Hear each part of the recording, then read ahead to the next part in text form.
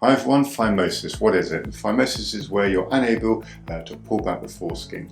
Everyone gets phimosis when they're young, and as you get older, you go through childhood, you go through your teenage years, the area around the foreskin gets detached from the glands of the penis, and so when you're in your, say for example, mid-teens or late teens, you should be able to easily retract the foreskin down the penis, exposing the glands or the head of the penis. Okay.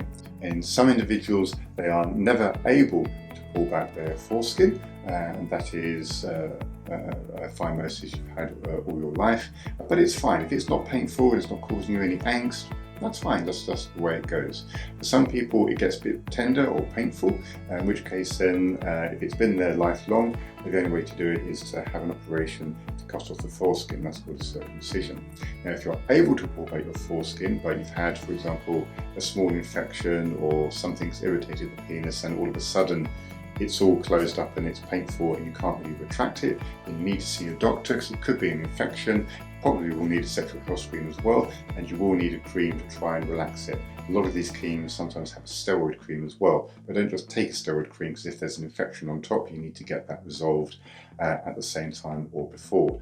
If you manage to get it a bit more relaxed and you can retract the foreskin, then also well and good.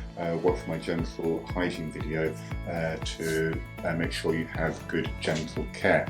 If you're still having trouble retracting the foreskin and you've tried a few methods, then you may need to have a circumcision to take the foreskin off.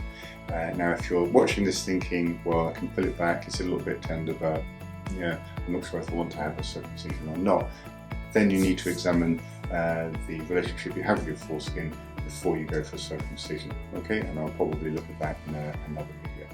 So I'll see you in the next episode, which is about paraphimosis. Take care. Bye bye.